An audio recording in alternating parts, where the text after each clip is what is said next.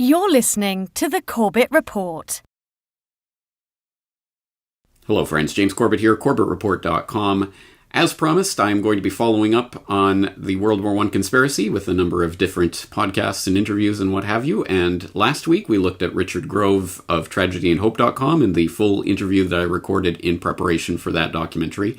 This week we're going to be looking at Gerry Docherty and the full interview that I recorded in preparation for the World War I conspiracy with Gerry Docherty. Of course, the co-author with Jim McGregor of Hidden History, The Secret Origins of the First World War, an extremely important book. If you are interested in this subject matter, please read the book. I cannot stress enough, there is so much more material in here, and documents and sources.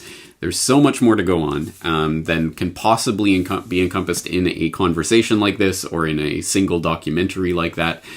So if you are interested, please do read the book. And also, while you're at it, please read the follow-up compendium, Prolonging the Agony, that Jim and Gerry wrote about the things that were going on within the war to prolong the agony, to extend the war itself, to keep it going. Again, an incredible story that wasn't really touched on in the World War I conspiracy, but I will be having a follow-up conversation with Gerry specifically about the contents of this book, so if you want to get ahead of the game, please read this one as well. Of course, that will be linked up in the show notes, along with the link to Jim and Gerry's blog, where they have been blogging about the subject of history and the First World War and what this all means.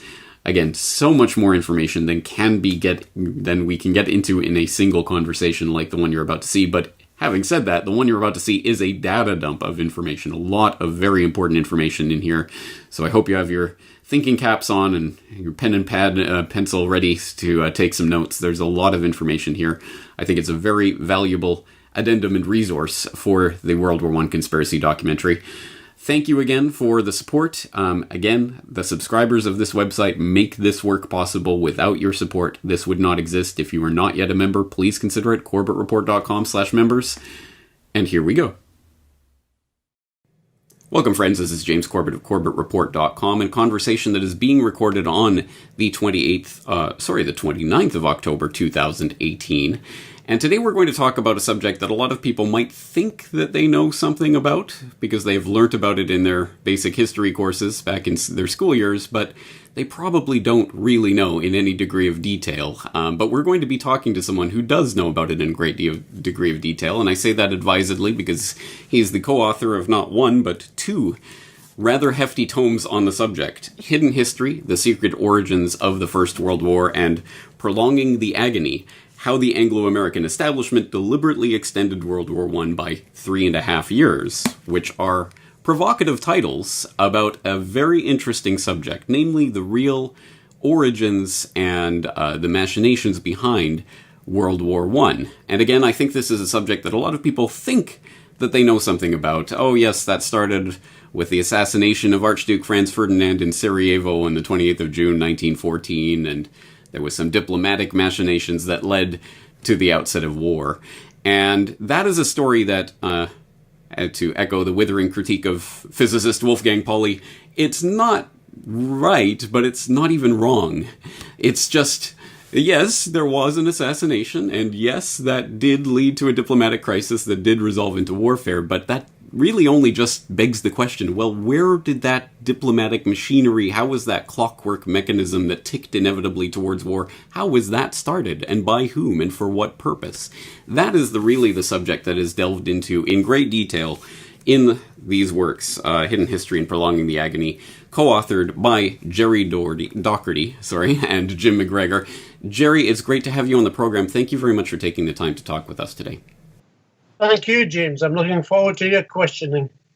All right. Well, this is, again, such a vast subject, and it's a subject that people have some familiarity with, but probably not enough to really dig into this material. So let's start by picking apart really the central thesis of your work, which is that there was a group, loosely affiliated in some ways, tightly affiliated in others, that is so nebulous it doesn't even really have a name, a singular name that we can apply to it, but in this book you call it the secret elite, which was behind the machinations that led to that clockwork machinery that ticked into action after the assassination of the Archduke Franz Ferdinand and led to World War I.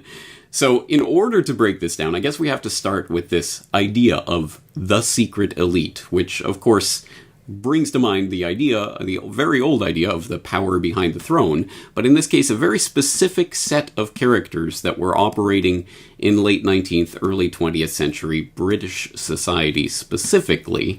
Let's talk about some of these characters, who they were and what their purpose was. And I guess to do that, maybe we should start this story with the founding of this idea, this group, with Cecil Rhodes. Who was Cecil Rhodes? What was his vision? Where did that vision come from? And how did it form the nucleus of this secret elite? Well, Rhodes was particularly important because in many ways, at the end of the 19th century, he seriously epitomized where capitalism was, where wealth really lay. He was the man. He was Rhodes of Rhodesia, now called Zimbabwe. He was Rhodes of the gold mines. He was Rhodes of immense wealth, a great friend of the Rothschilds, and powerfully important in the South African continent. He was also a great imperialist. He really believed in Britain as the central world power, and also he had great faith in Oxford University as the centre of world knowledge. He brought these two together inside his head, and he began to put forward a notion that great care had to be taken and that action indeed had to be taken in order to counteract the looming threat which hung over the entire world as far as Britain was concerned. And that looming threat was the emerging, very powerful economic unit called Germany. I mean, the Germans did terrible things in trade. Do you know they had the cheek, when selling goods to other nations, to put instructions into the language of that nation? I mean, surely, to goodness, all nations on earth should have been learning English first. It was this kind of, and they genuinely, they called that unfair trading. They genuinely could see that something had to be done, or Germany was going to really threaten to take over and perhaps go even further. Rhodes had the money and he had the contact. He was a great Rothschild man, and his mining wealth was literally uncountable. He wanted to associate himself with Oxford because Oxford gave him the kudos of the university of knowledge, of that kind of power. And in fact, that was centred in a very secretive place called All Souls College. Still, you'll find many references to All Souls College and people behind the curtain and such phrases, power behind thrones. Rhodes was centrally important in actually putting money up in order to begin to gather together like-minded people of great influence. So in the start, it was influence, people who could influence politics, people who had the money to influence statesmen, and the dream of actually crushing Germany. Now, in all that we do, James, please remember that phrase, crushing Germany. The Romans had the same problem with Carthage. You know, they kept on and on about delenda est Carthagena. We had to crush Carthage. This was the basic mindset of this group as it gathered together. Rhodes had the finances, but a more important man was Alfred Milner. Alfred Lord Milner, as he became, was the man who went out and settled the problem in South Africa by settling the Boers. He actually claimed that it was that creating the war was his doing in order to stop this nonsense in South Africa, safeguard everybody's gold and diamond holdings within the British Empire. And Milner was a great zealot he called himself a race patriot, did Milner, a great zealot for the British Empire. The man who did most to actually divulge these secrets was an American professor, Carroll Quigley. We have great and high regard for Carroll Quigley. He was a university professor at Georgetown and in many other places in the States, serious academic, who was so well in with the British establishment that he was given sight of documents and documentation which have since never been seen again. And through his first book, which I've always found very, very impressive, The Anglo-American Establishment, through that book, he lays the bare traces of what was going on and asks you as a person, asks you as a historian, somebody wanting to know, he says, follow the clues. Look at what I'm saying. And Jim McGregor and I, in our researches over 10 years, actually continually went back to Quigley to follow the lines which he indicated. These were early on the first members of a group. They're called the group. They call themselves the group. But we gave them, as you so rightly said, we gave them the title, the secret elite, mapping out as we have a notion of a range of people who were either externally or directly part and parcel of a powerful, powerful group of financiers, of politicians who could effect the kind of change and pursue the kind of international policy which actually led deliberately to World War One. And so we have this group that forms sometime, we could say, in the early 1890s, formally established with Cecil Rhodes being the impetus for this, but Milner and Rothschild and others being part of that core nucleus. But the baton is passed, the torch is passed to Milner to really operate this group in the preparation, the run-up to World War I. And I guess the question becomes, what? These are obviously people of finance and political influence and journalistic influence when we look at people like William T. Stead, who were able to play the public on a number of different levels, the monetary level, the political level, the propagandistic level, to manipulate the course of events in the direction that they wish. The question becomes, how did they specifically do that with preparation for a war with Germany in mind? What types of steps did we see in the decade plus leading up to World War I that were preparatory to the conflict that eventually resulted? Well, we must remember they had an outcome that they sought. They didn't have stamped the year 1914 on it. In fact, it may well have come earlier if events had turned in different cycles. How did they do this? Well, first of all, in Britain, they had a massive influence politically. It really didn't matter whether the government was called conservative or liberal. It was, in fact, the men who were very much influenced by them, who supported their imperial ideas, who were pushed to the front and who were backed to the hilt.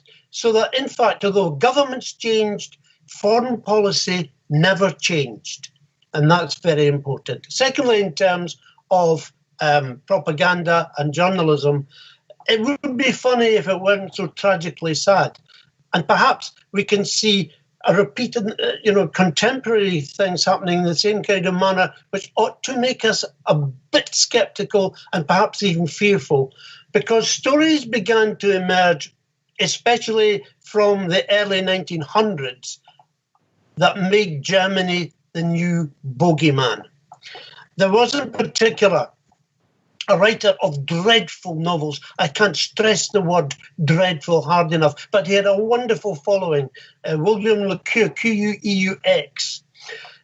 Here's the extent to which Le Queux had influence, or those of influence backed Le Queux. He wrote a ridiculous novel.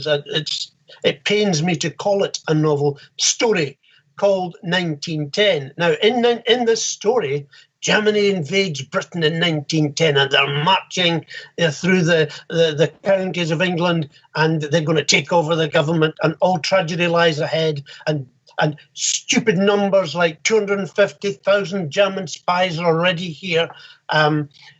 What is interesting later is that Northcliffe was the editor of the Daily Mail of the time, the owner of the Daily Mail. And Northcliffe actually spoke to Le Queux and said, look, do you think we could change the way that the Germans are invading Britain and go to more major cities? Because each day they said which city the Germans would be in. I mean, it got to ridiculous levels like this. They actually changed the route map in order to sell more papers. But the invidious thing behind it was this message that we have an enemy and they're called Germany, and he's called the Kaiser. And the Kaiser was continually bad-mouthed in public, even though, and this is something that this is where history can really annoy, the official stated history does itself great harm. The Kaiser William II, was a great favourite of Queen Victoria. Queen Victoria admired her far more than she admired her son. He was the Emperor of Germany. She died in his arms, in the Kaiser's arms on the Isle of Wight. Queen Victoria died. There's trust for you. There's love for you. But do you think that was published? Do you think that image of the Kaiser is the one which was promulgated? Of course not. He was to become the bogeyman. He was the man who wanted to have a greater navy than Britain. What impertinence! Imagine daring to want to have a bigger navy than Britain. And that was seen as a most important political threat. If the Germans increased their naval power, so demands are made in the British Parliament, we are duty-bound to build more and better ships. So became the great, what is known as the naval race. It wasn't really a race at all, James. Britain was so far in front. It was as if it was a relay. There were 3 laps ahead before the Germans even got started. But that kind of message allowed vast sums of money to be spent on armaments, and there was only one enemy that could in the entire world be considered worthy of that kind of spending on the navy, and that was Germany. And the why of that was because of the German colonies and the fear and the distrust that Germany wanted more of the world, a bigger slice of the world. So all of this propaganda, all of this direct attempt to influence the general public to vote the right way, to make sure that great slogans of the day, we want more and we will have 4, there's all kinds of stupid, easy to mouth slogans which we sometimes hear in our own politicians. Well, actually, we don't sometimes hear. We regularly hear from our own politicians, dating back all the way to the early 1900s. So the influence of the press is, they were the media of the time, unquestionably. Obviously, things and influences are more widespread now. But the press and the anti-German press, Northcliffe, who was on the outside of the group, but well considered by the group, and he had access to them and to their thinking, and he knew that with their support, he was always going to be a success. That began to infiltrate the thinking. There were many other examples, but I think that's quite a nice one to start with. Let's turn to the diplomatic machinations that led to the war then. Obviously, the most important part of this from the British diplomatic strategy side of it was the formation of the Triple Entente, the formation of the alliance with France and with Russia, which really surrounded Germany and was even at the time considered to be part of a prelude to war, a prelude to some sort of attack on Germany. I think that was in the diplomatic tea leaves at the time. But that is quite a remarkable thing. Of course, England becoming allied with France is no small matter, considering the histories of those two nations. And then with Russia as well, to which England had been embroiled in the Great Game for control of Afghanistan and Central Asia as part of the way of protecting the crown jewel of India. Obviously, they were at each other's throats for a very long time. To suddenly be in some sort of military alliance, again, a huge step. These are huge machinations that took place relatively quickly in that first decade of the 20th century. What was the secret elite's role in the construction of that entente? The most important thing to grasp there is the word secret. Yes, the entente between France and Britain, that was displayed, and that was now treated as a wonderful example of the new king, Edward VII, tremendous power. He was a very, very real Francophile, and he was the person who made it easy for France and Britain to come together. The Russian side of it was not made public. The Tsar was incredibly disliked. Disliked because of his pogroms against the Jewish people, disliked because of his treatment of his own serfs and workers. There's one thing when the Tsar visits Britain, and actually doesn't land on the soil of the country, stays on his yacht near the Isle of Wight. But that's a by the by. But the Russian connection was kept secret. Much of these alliances, alignments were not made public, not even to members of parliament. In fact, they were denied. They were literally denied many times over that secret agreements had been made. Even 2 days before war was declared in Parliament, they were saying they were lying to the people. I mean, I don't know, do politicians lie? Or anyway, I'll leave your viewers to make up their own mind about that. But here you have, in 1914, rampant lies being told in the mother of all parliaments, as they like to call themselves, and saying there are no secret agreements. And if, before we go to war, we would come to Parliament and seek your approval. That didn't happen. That just simply didn't happen. But there's another interesting thing, James, an interesting concept, an interesting development here. And again, Edward VII, from a certain point of view, deserves great credit. The other side of the coin, the German-Austrian-Italy link, this alliance that was posed as the threat to European peace. It never happened. When war was declared, Italy didn't go to war. Why was that, I wonder? Let me tell you, Edward VII paid a lot of time visiting Italy, meeting lots of royalty and the aristocracy of Italy, handing out high honours to admirals and to army commandants and so forth and so on, even visited the Pope. And actually at the time, that was considered quite radical. When they went to war in 1914, Italy didn't move. Lots of clever machinations going on. But you see, history would have it very simple. History would have it, on the one side you've got these three, on the other side you've got these other three. That isn't true. Yes, the Russians were linked to France. Yes, Britain was linked to France. Nominally, Britain was not linked to Russia. But without the Russian troops on mainland Europe, Britain could not have been in a war against Germany. The most that we had was a very small British expeditionary force, a very powerful and a very brave group. I've absolutely no doubt about that. But a very small physical number of trained men.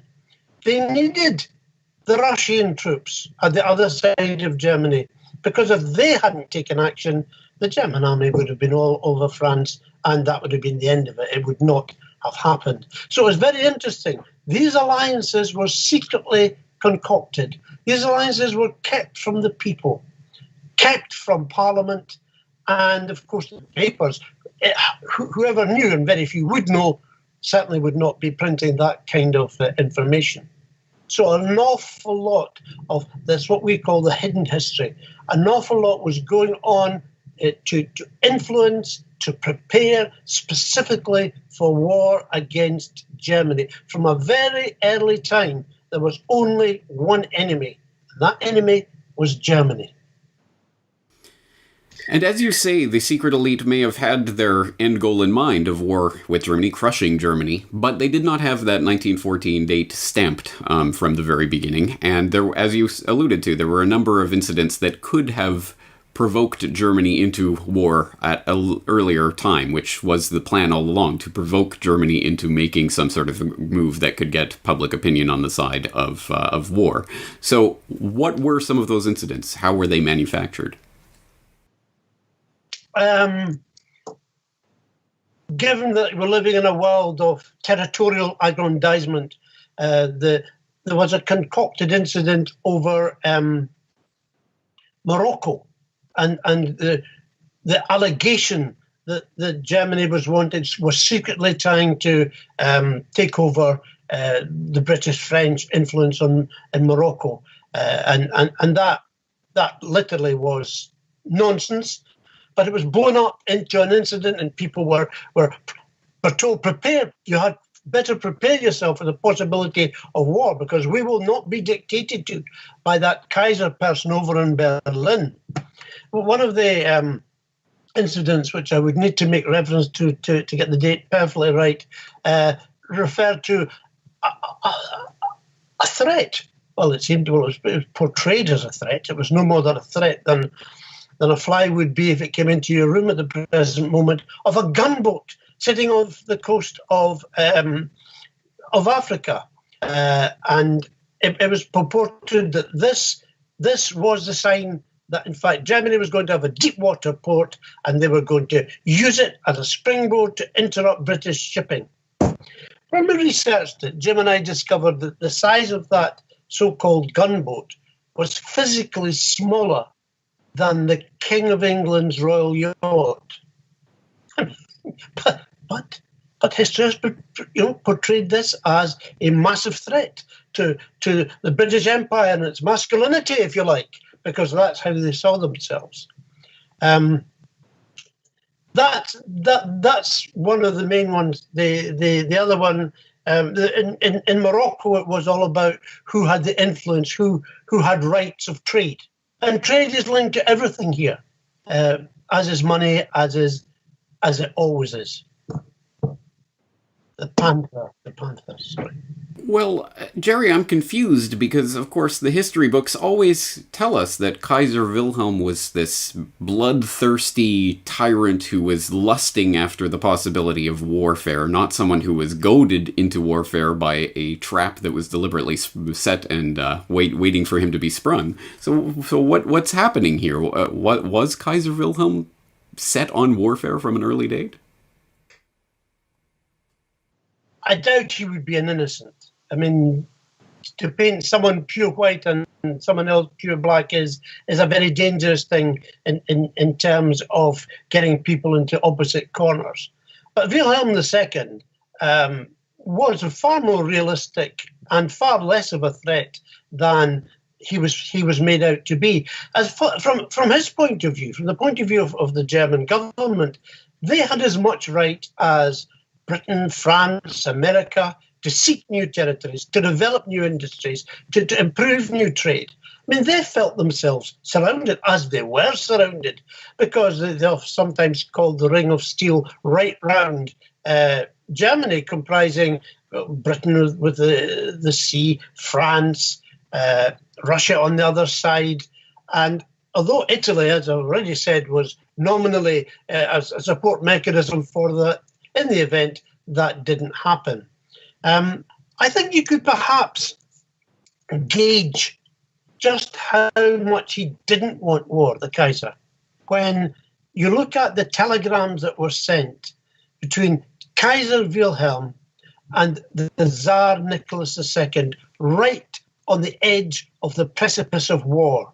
Now, he could see the Russian, the massive Russian army of millions beginning to mobilize along his frontier.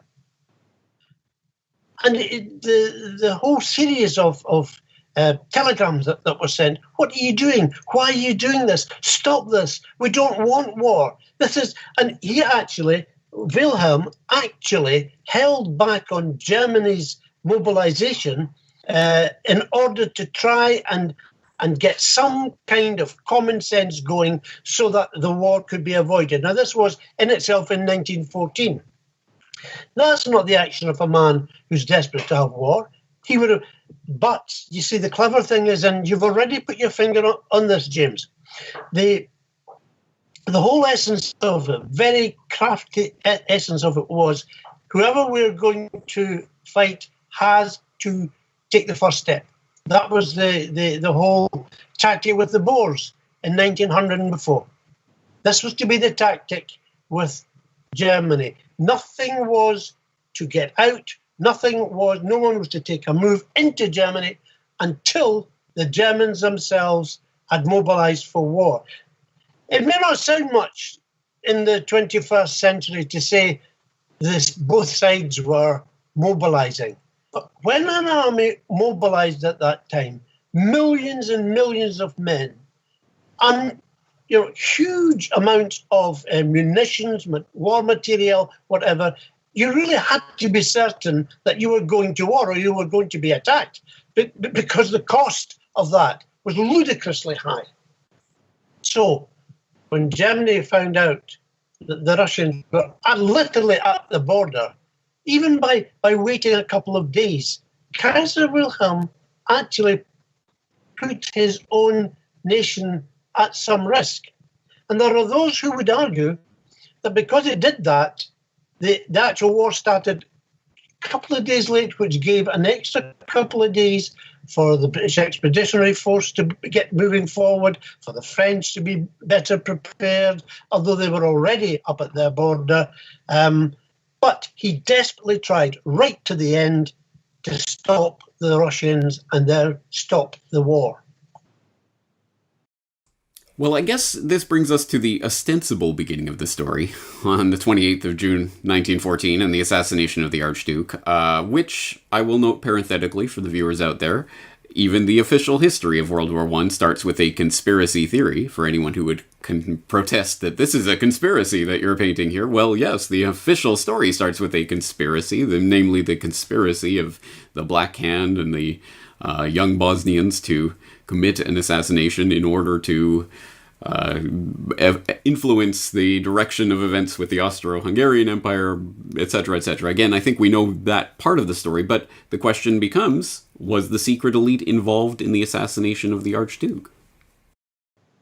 We believe that they generally helped in the finance of the event, that they had knowledge that there were socialist groups of young men at that time in Europe who would see an attack on the Austro-Hungarian Empire as an important socialist statement. Money passed hands. We believe it passed from France to Russia through to Serbia, proving it. All documentation's been burned. I mean, it's just not going to happen that someone's got a ledger lying somewhere with all of the proof in it. But you cannot manipulate such a thing without there being background money. Yes, if you look at the whole history of the Black Hand group, of APIS and of the machinations which were going on in Serbia, you have to really begin to worry of how centrally rotten that state was. Quite interestingly, and I've always thought this was a great quote, the English newspaper, the Manchester Guardian, wrote at the time that if someone took the entire country of Serbia and attached a tug to it, took it out into the North Sea and allowed it to sink, no one would notice. And I mean, that kind of sums up where what was literally a non-event of a country became the central focus suddenly of an allegation that these people were trying to in somehow or other, so insult Austria that, what happened after that was, and this is a word you've always got to watch, inevitable. Because that's the story. Having assassinated Archduke Ferdinand and his wife, war became inevitable. Well, it wasn't inevitable. In fact, all of Europe sympathised greatly with the Emperor of Austria. His heir had been slaughtered.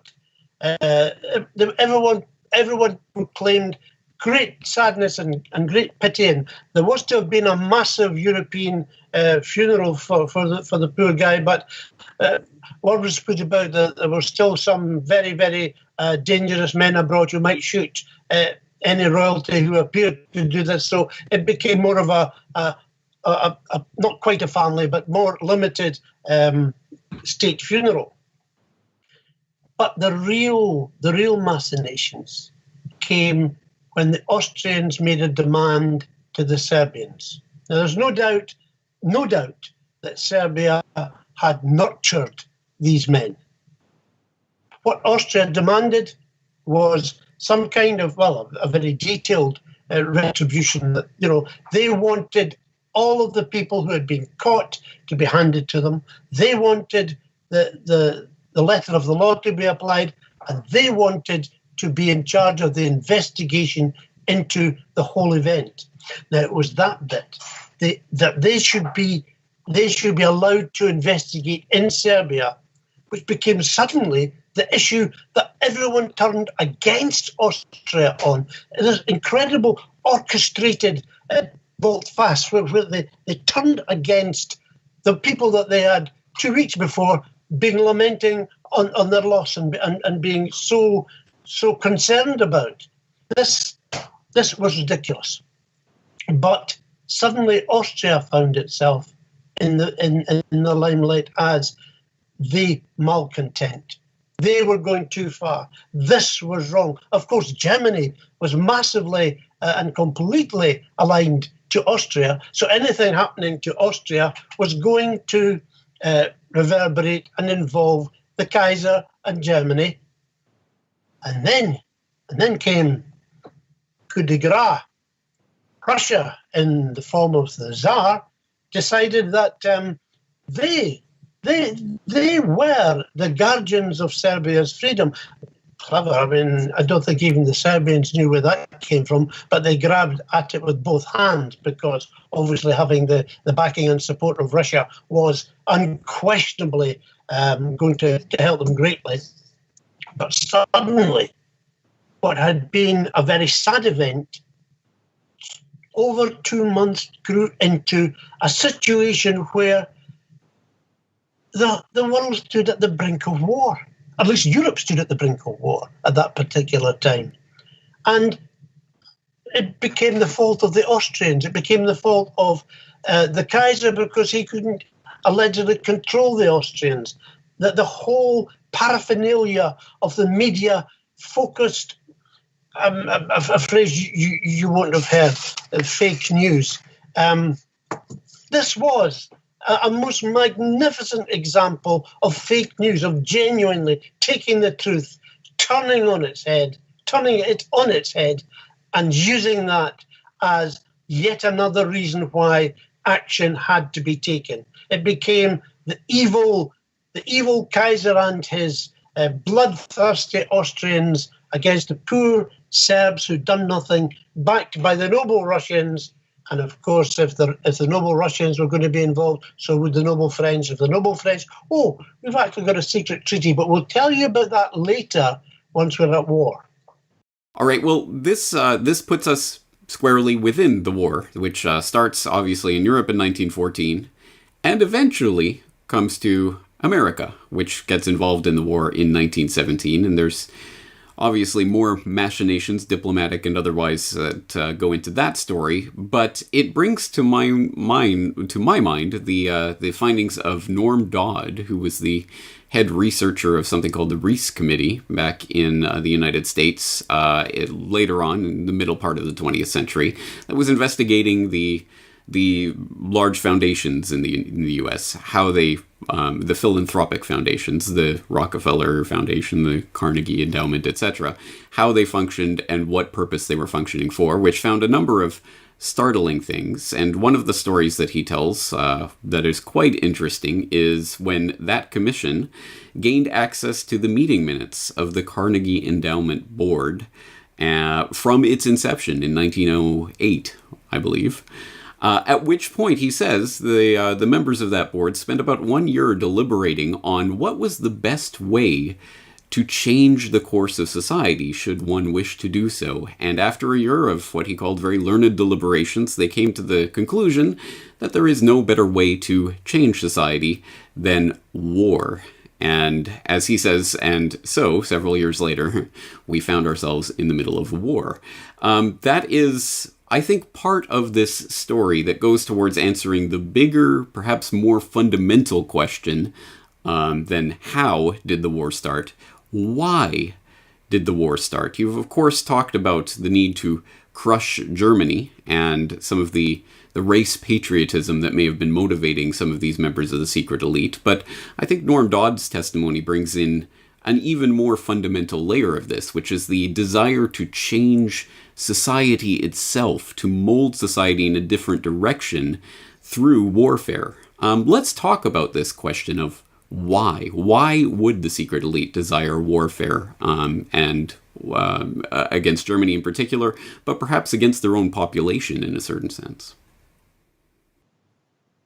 I feel that takes us perhaps back to Rhodes, because he fundamentally believed that society had to be tutored, had to be manipulated into an image which was a kind of middle-class English image of a society which listened to its betters, which adopted the manners of its betters, and which supported its betters in moving forward to everyone's benefit.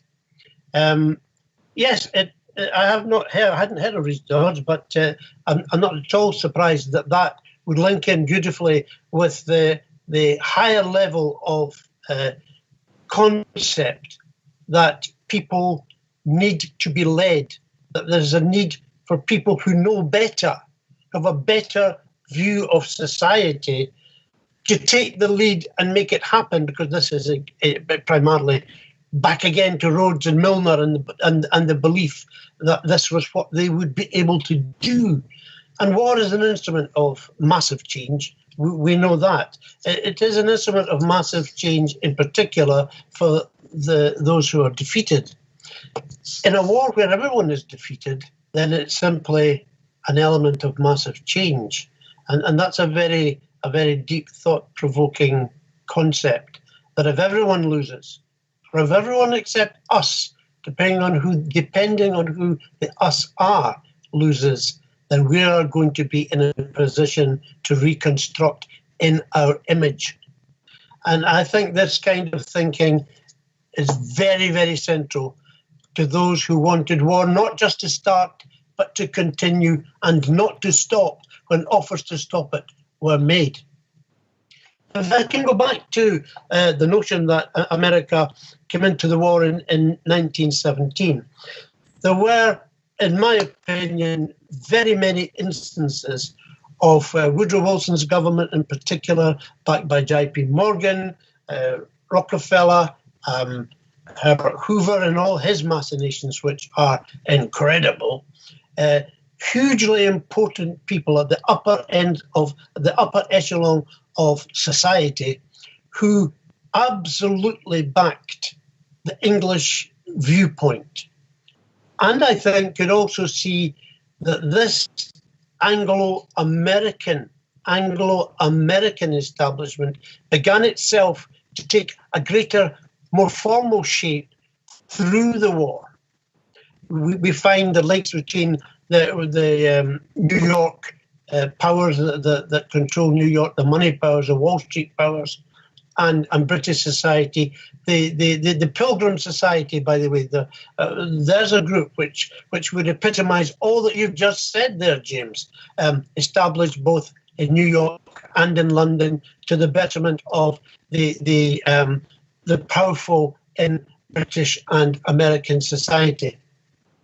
But American money was hugely important to the success of the British-French, in particular the British and French thrusts.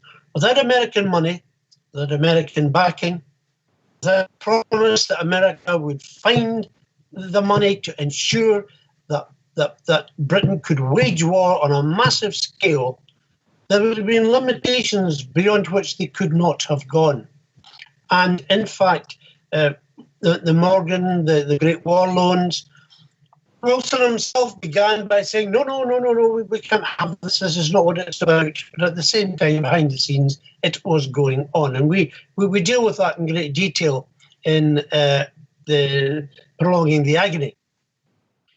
But there was in America, and there are in America, and right now it's a very sobering thought, millions and millions of good people who are thinkers and who don't necessarily want to voice anything outlandish or stand up and shout the odds at anyone, but who know the difference between right and wrong. And the American public was not in favour of war. There were big swathes of Irish Americans and German Americans, the hyphenated American, as Wilson tried to put them down. An awful lot of ordinary people generously gave, did not want to see people allegedly starve or children being denied the very basics of life. And there's the amount of generosity from America, from the real America, was massively important to the survival of many. But they too were being abused by the powers who were supplying the munitions, supplying the funding, and vulnerable to some of the worst propaganda lies of all time, the Lusitania.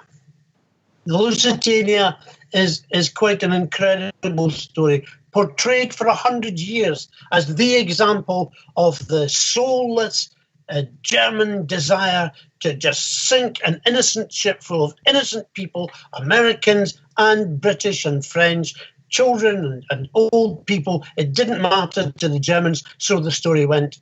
But the truth of the matter is, the Germans knew that a great amount of munitions was carried in that liner. The Germans put notices up in New York to say, please don't go in this liner because it really is a ship of war.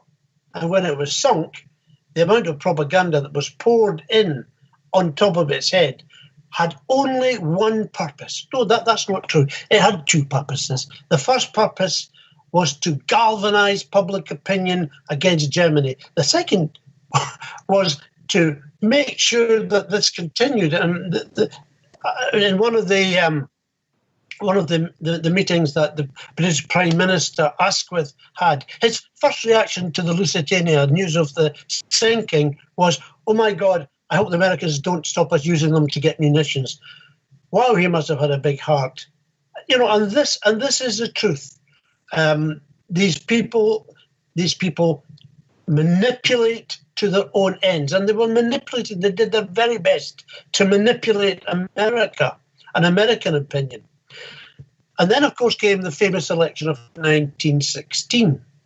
Wilson wasn't popular, but Wilson simply, he had no kind of public persona which warmed people. On the contrary, he was a cold fish. He had dubious links with several of those who were powerful in Wall Street. But his propaganda for re-election was, he kept us out of war. Here was a man, vote for Wilson, he kept us out of war. An inherent promise that he would continue to keep America out of war. And in fact, of course, within months, America was thrown into the war by its own government. What I think is interesting is also the bankers' viewpoint here. America was so deeply involved in that war, financing. There was so much money which could only really be repaid as long as Britain and France won. That had they lost, the loss on the American the stock exchange, the stock market, Wall Street, your great industrial giants would have been horrendous. So America was deeply involved, not the people, as is ever the case. Not the ordinary citizen who cares, but the financial establishment who had, if you like, treated the entire thing as they might a casino and put all their money on one end of the board, and it had to come good for them.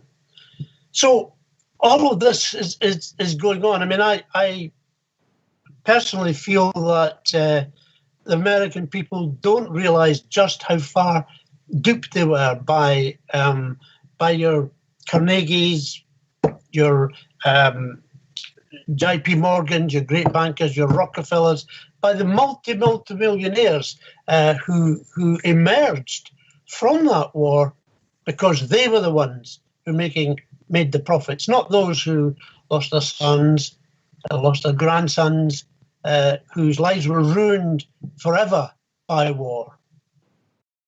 Let's talk about another. You, of course, mentioned the Lusitania and the effect that had on the American psyche that eventually prepared the way for the American entry into World War I as one of the incidents. Let's talk about another piece of propaganda, which related to the alleged German conduct in Belgium and the atrocities that were alleged to have been committed there. Tell us about that propaganda campaign.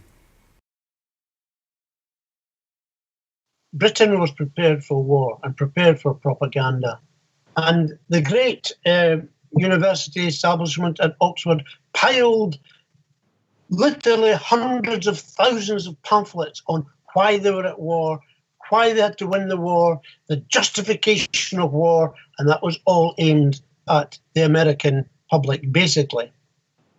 But far deeper than that were the lies which began to come through the newspapers. I have to say that some of the best unmasking of the truth went on at the time through American journalists who were in Europe, who had a freedom which nobody else had to move around the place, and who literally found that they were being peddled lies. There's a really amazing book called Propaganda for War, and it's written by an American, H.C. Peterson.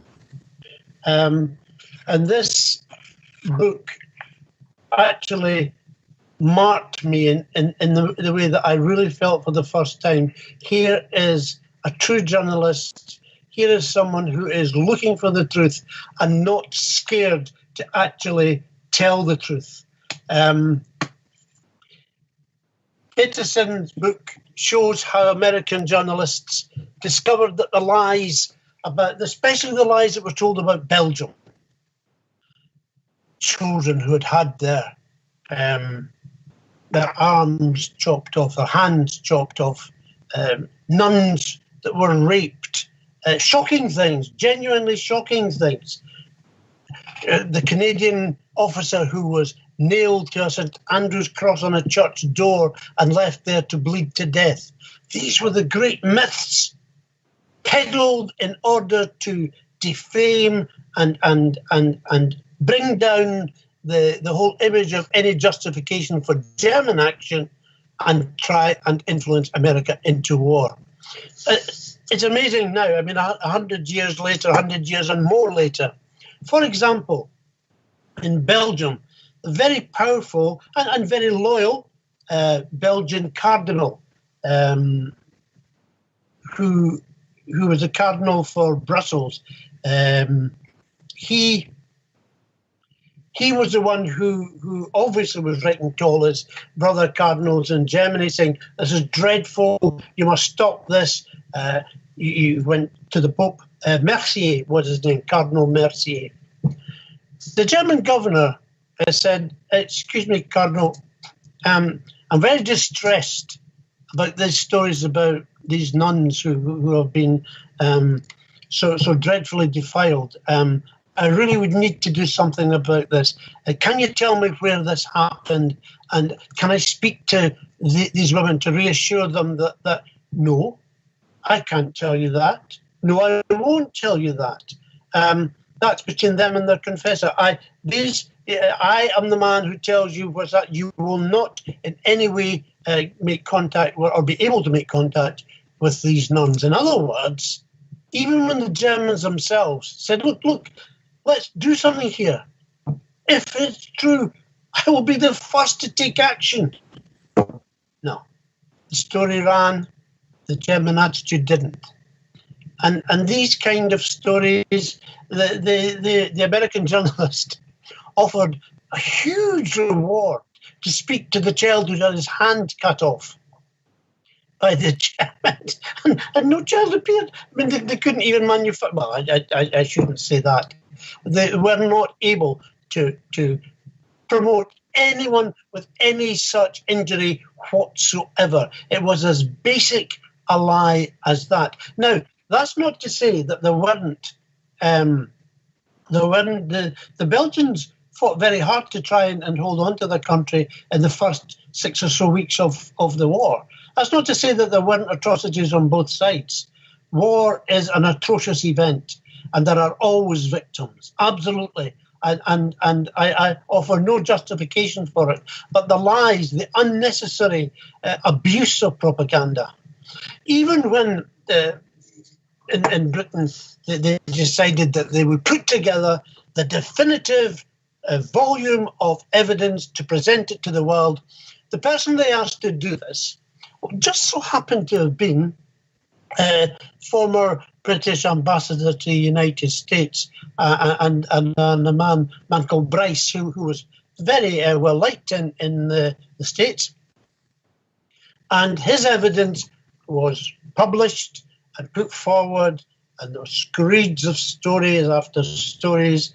But then later it was discovered that, in fact, the people who took the evidence hadn't been allowed to speak to any of the Belgians directly, that in fact what they were doing is they were listening to a middleman or agents who had supposedly taken these stories, and when one of the official committee said, "Well, hold on, can I speak to can I speak to someone directly?"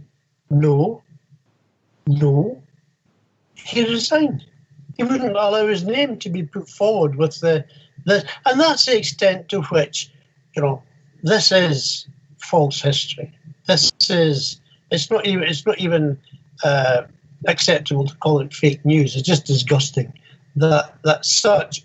I would like to believe that in the 21st century it would be more difficult because of all the modern media and cameras. Who knows?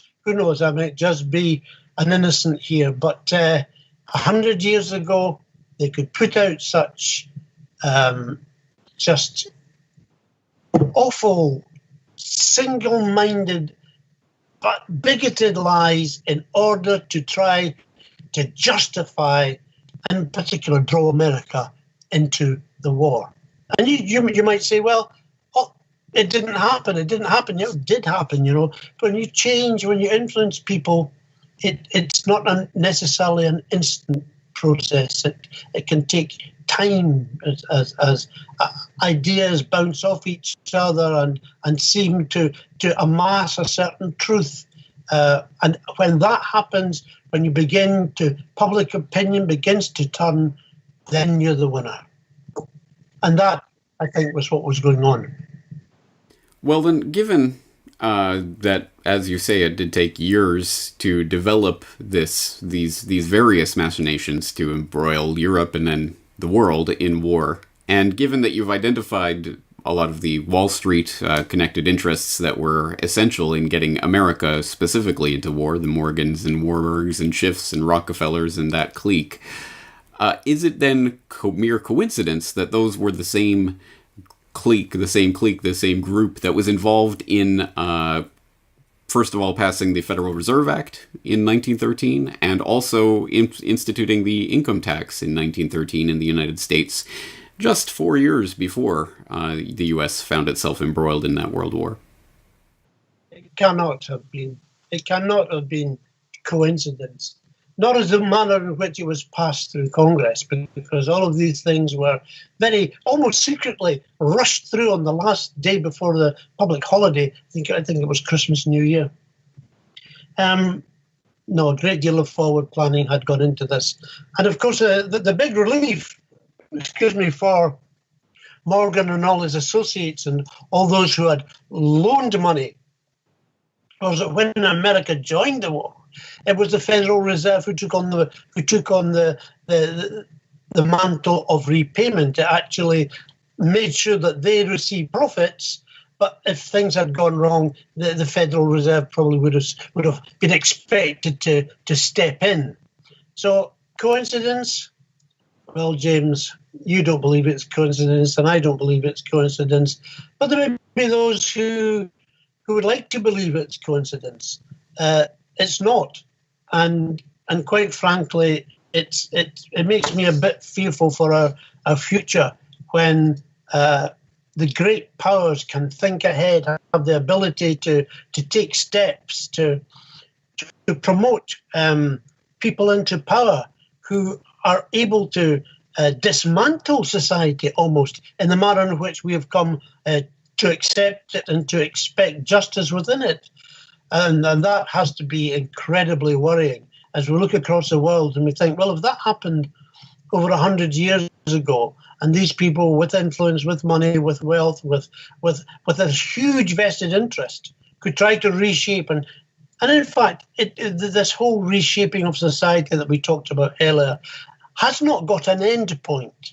It is a continual thrust. It is a drive which I suppose good people every now and again manage to push back a bit. When we have decent government, when we have government that cares and is for the people and of the people and genuinely running matters in order to do the best for everyone. But truth is that we can't guarantee that unless we actually all decide that we will vote and listen and take the kind of civil action which is both allowed and necessary if we are going to safeguard ourselves, our families, our futures, and truth. I think it's difficult for us 100 years later to appreciate just how fundamentally the World War changed the world itself. I mean, it cannot be overstated. And we could talk about all of the different ways that happened. And of course, go into the post-war period and the carving up of the world, the literal redrawing of the map at Versailles, and all of the geopolitical game that took place there. But I think one event in particular we should at least take some time to highlight and note is, of course, the creation of the Soviet Union, or at least the Bolshevik Revolution, which led to the Soviet Union, the creation of the Soviet Union. Obviously, such a profoundly important event that had incredible ramifications on the history of the 20th century that, of course, took place during that war. Was there an element of secret elite involvement with that Bolshevik Revolution? I think there's no doubt that a great deal of machination and forward planning took place in order to undermine the Tsar and, if you like, deconstruct the Russia of that time, so that basically it would fall in line with the rest of the world. It's a very, very difficult question to answer with certainty because of the huge gaps in documents and the amount of obfuscation which have gone on over this. I think that it's something which has been well written by a few writers, but which is glossed over. What was the function? What was the genuine function of the American Red Cross relief which was in there? When you look at the people who were members of this group, they were not philanthropists. They were bankers. They were not people who were looking after the good of society. They were looking after the good of for themselves and for their institutions. There was a looting of Russia, an emptying of what wealth was left. And in the end, of course, if they created a vacuum, and into that vacuum came leaders who really were amongst the most awful on earth, especially Stalin. But Lenin led into Stalin. When you look at the story, when you look at the tale of how Lenin Trotsky, and the great central iconic figures of Russian history were nearly miraculously brought from various points of the earth to Russia at that time to help fill that very surprising gap with people to whom they were reliant. You begin to wonder, how could that possibly be acceptable, that a mysterious train is allowed to flow through Europe at war and deliver Lenin and Trotsky and his friends, Lenin in particular, do you mean Lenin, to Russia? How could it be that there's a new central bank which allows, is the one vehicle through which money can flow out of Russia, and it's actually going into the coffers of the usual suspects? When we look at British interest in I find it very annoying when you're following a trail of evidence, and suddenly that trail just collapses in on itself. Lord Milner, we talked about him some time back. Lord Milner, who had, by his own words, actually caused the Boer War, ended up at the end of by 1917-18 as an unelected member of the inner cabinet of the British government, overseeing the war effort. He was the new prime minister by that time, the man who had been brought in to make sure that victory at all costs would be ours. David Lloyd George. Milner is sitting by his side. That's rarely referred to in any history book you'll find in school, by the way. Milner goes to Russia as an envoy. Now, there's another whole backstory about sending envoys to Russia, which involves the very suspicious death of Herbert Kitchener, Lord Kitchener, who died on such a voyage 2 years before.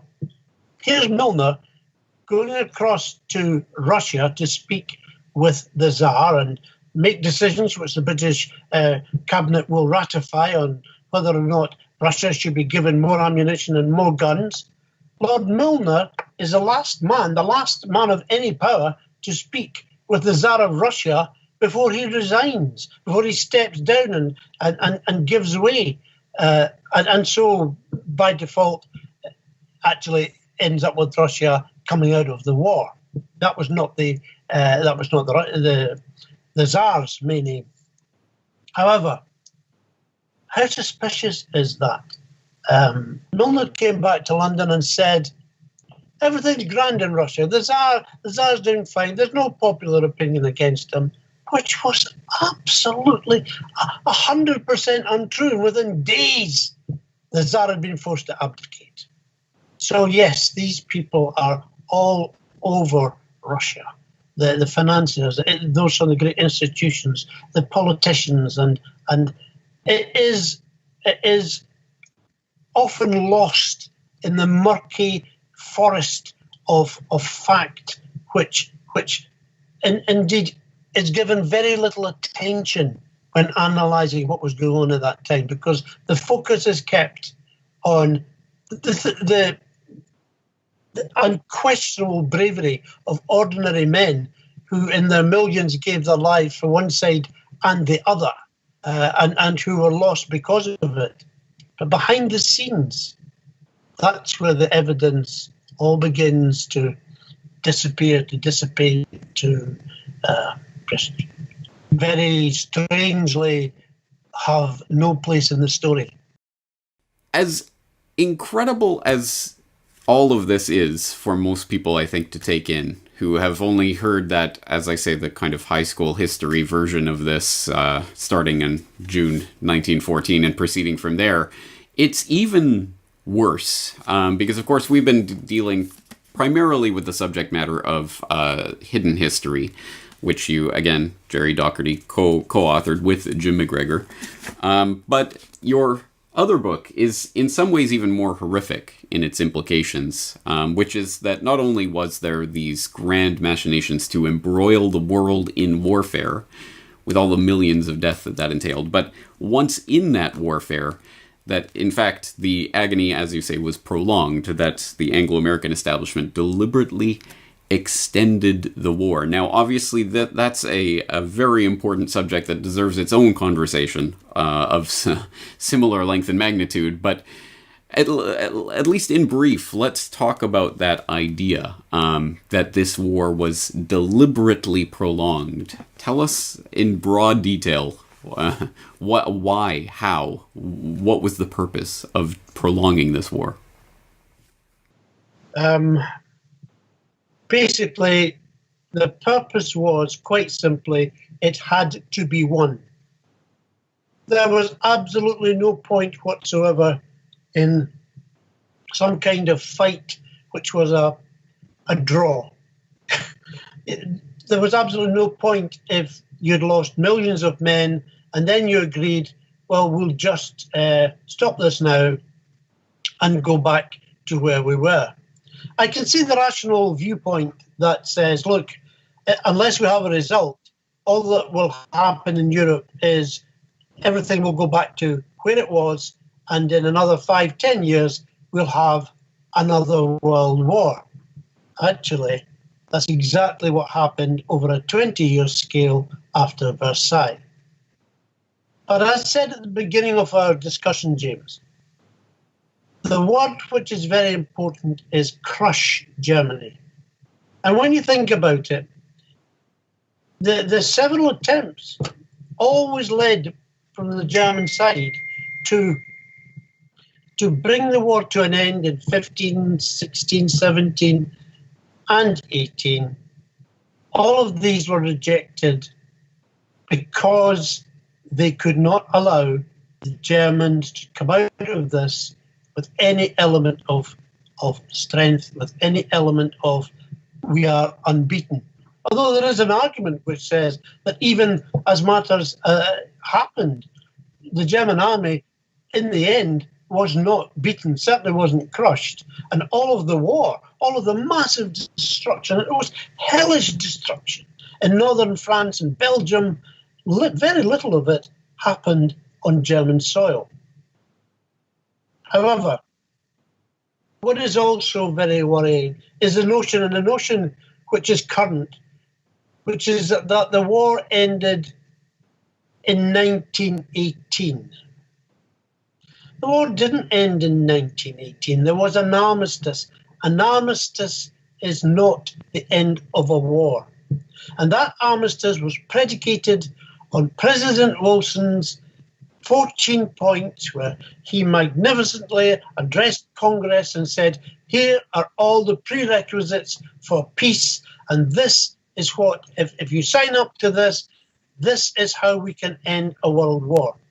The Kaiser and his advisors thought that was a wonderful idea. Were very much in favour of accepting that. They could see, realistically, an element of fairness if President Wilson was involved.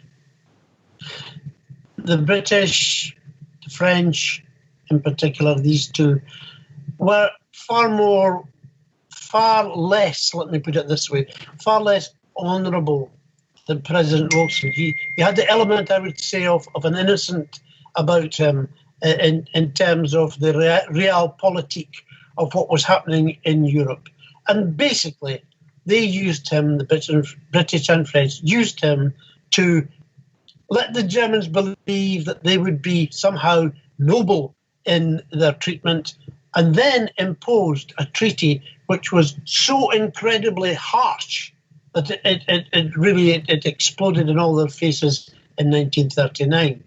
But I say this, and I would ask you to consider it, ask everybody to consider this.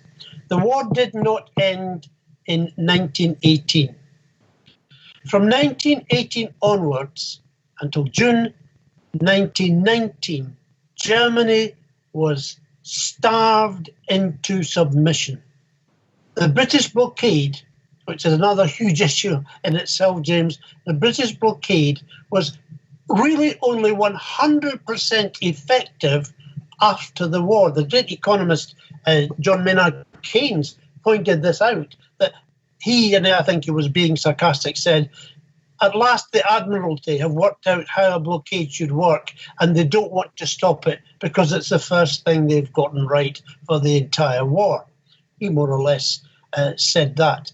But the consequence for Germany was horrendous, through deaths from starvation, from children illnesses and deaths and rickets and poverty, from a people who very nearly became submerged in Bolshevikism themselves because of the determination to crush Germany.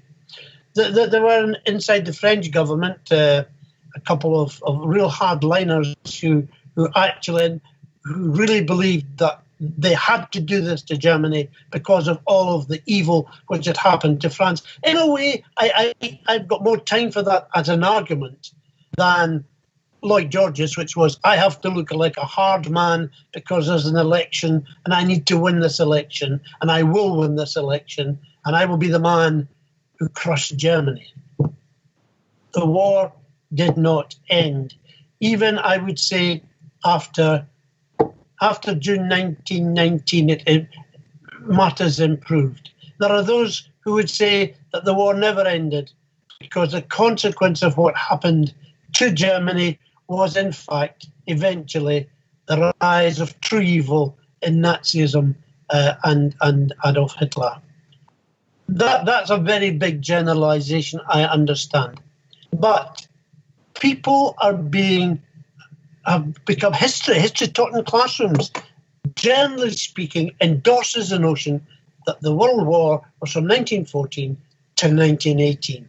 And in fact, historians love compartmentalizing history into nice dates, as if it started and finished and that's the end of it.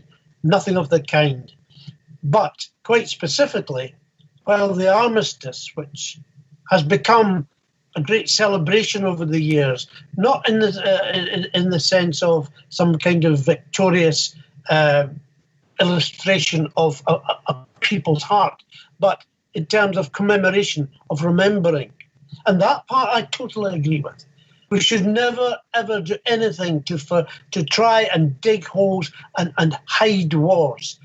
All of the great wars of the 20th century were avoidable. The First World War, absolutely certainly, and all that happened. We have to remember the brave who put themselves forward and who were the victims of war, the real victims of war too. Young men sacrificed that great companies make huge profits.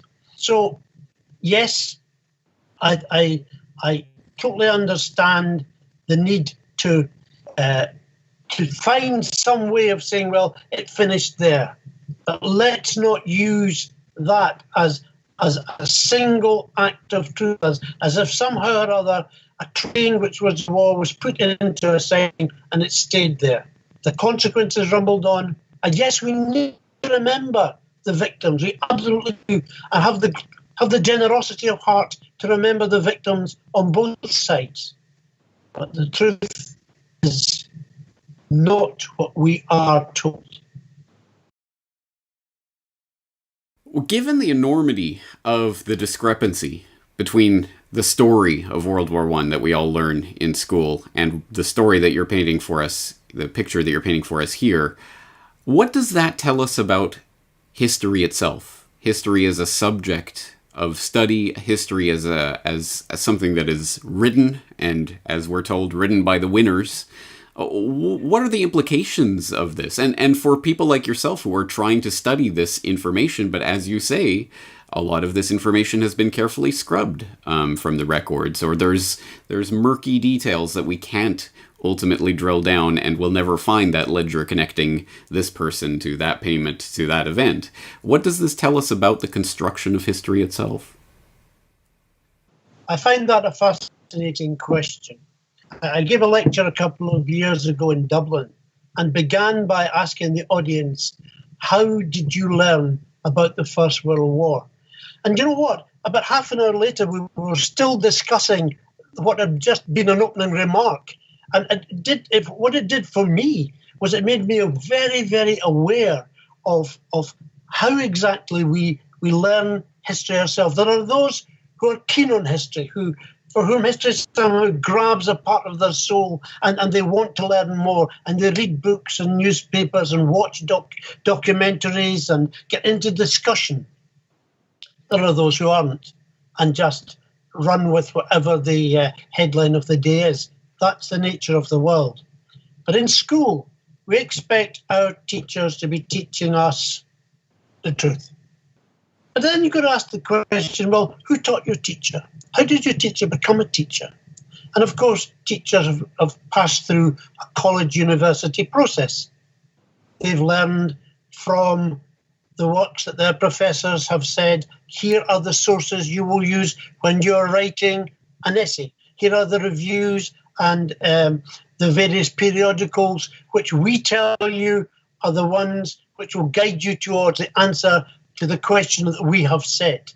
Now, this is 100 years old, this process of actually the universities becoming the guardians of history. Inside that product, the teacher has to pass his university exams.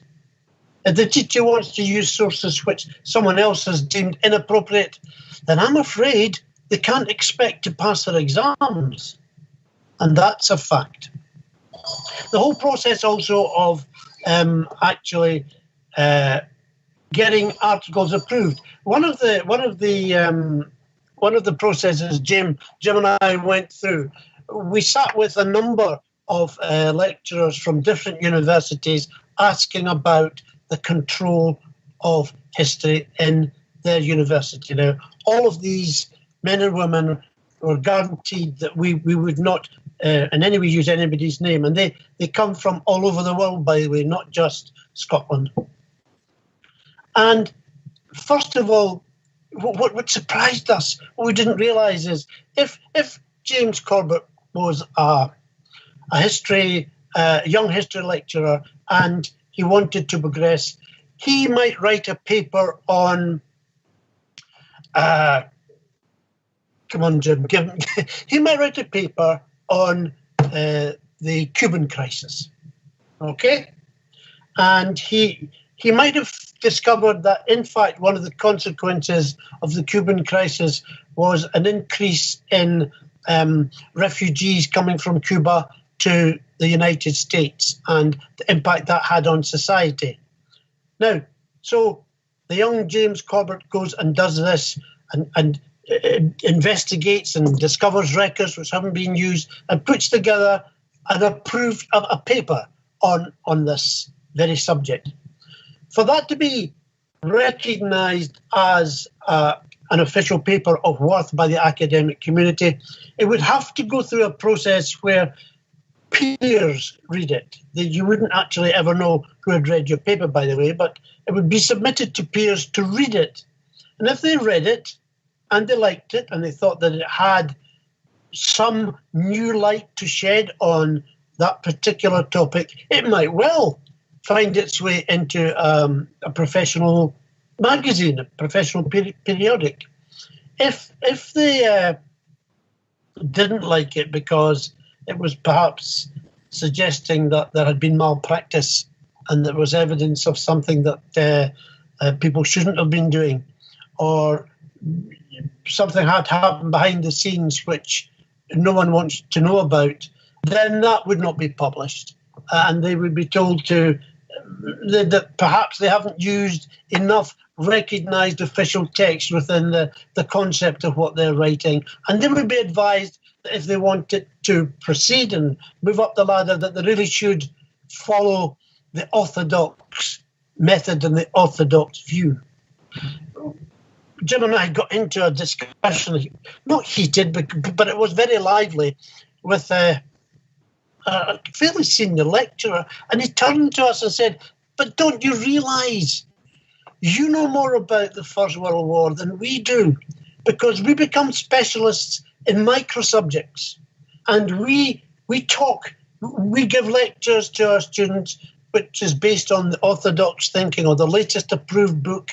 There's an excellent new book called The Sleepwalkers, who's Clark, I think it's Clark's work, which infers that Europe sleepwalked into war, that nobody saw this coming. Rather a clever wee concept, because it begins to unpick the notion that there were other influences here, but doesn't seek to blame anybody. But this is the way in which the centre controls those new thinkers and people who, for example, we've over the last 4 years, we've had a history blog going out about the truth and the First World War. Now, at least 2 people have contacted us to say that they have been told that they cannot use this. It's just that even though our evidence comes from archive papers, from cabinet documents, from Library of Congress, from secondary sources of high repute, the actual formation of history is very closely guarded, and it remains so. And sometimes I despair about this because.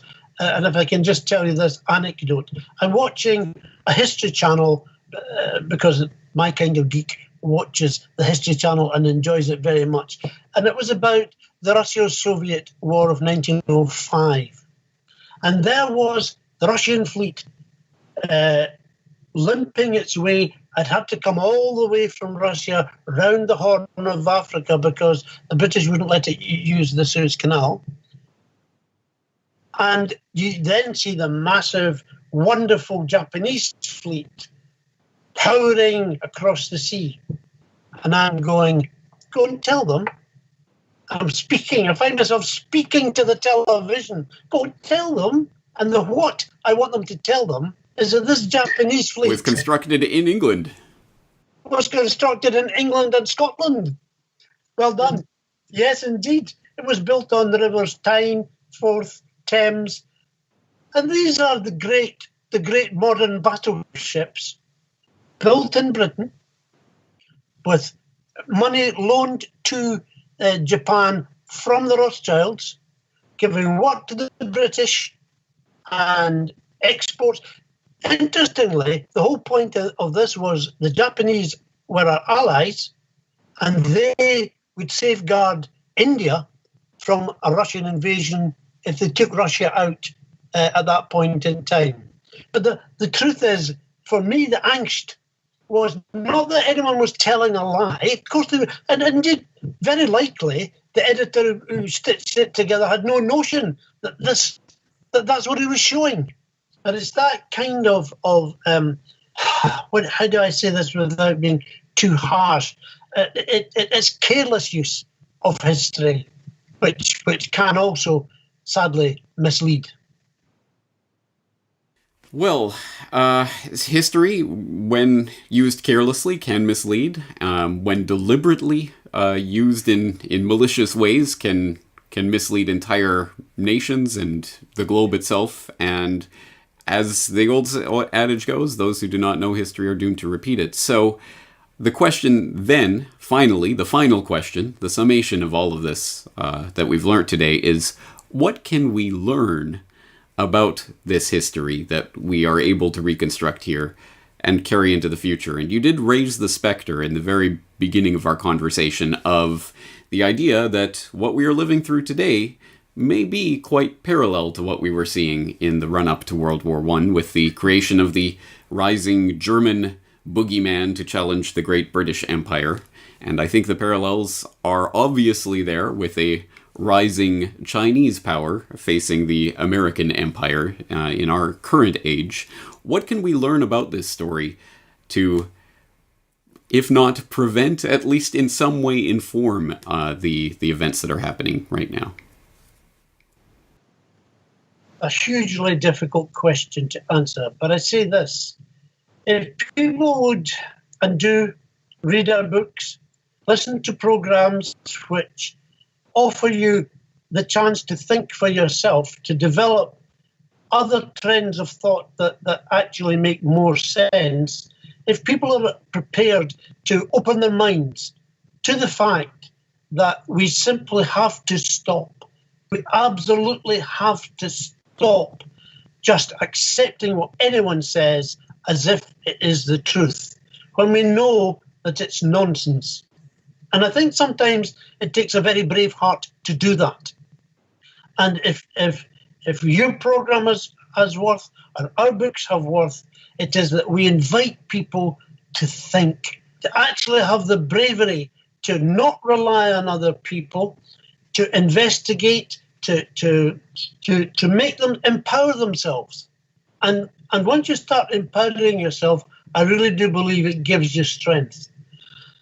The grassroots is possibly our best hope. And if we can keep trying to invigorate and encourage and underscore good people to continue to discuss, to move, to ask questions, to defend their rights and the rights of their children, and not simply accept what big business or big politicians or whatever want us to believe, that is a way forward. James, I can't offer you anything other than that. Well, I think what you have offered is an incredible amount already, and I say that advisedly because, as you said before, we like to think that it is at least more difficult for any type of secret elite operating in our current day and age to perpetrate the same level of propaganda as was waged in that First World War, because we have access to incredible amounts of information at our fingertips right now, including the incredible voluminous amount of material you have put together on the First World War, which we will again direct the viewer's attention to, again, Hidden History and Prolonging the Agony, co-authored by your co-author Jim McGregor and yourself, Jerry Docherty.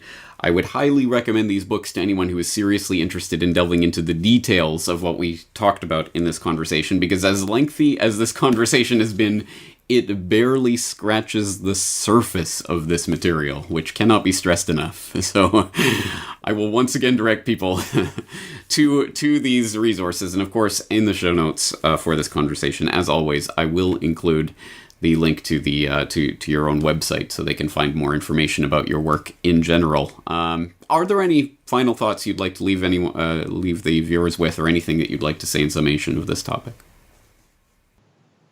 As you've just said, James, it's a huge topic. Had I realised when I started this that this is where it would end up, I don't know if I would have had the heart to start. But because I was so determined to play devil's advocate, because I didn't actually believe what Jim was saying to me, and I thought I knew better, I began to research myself.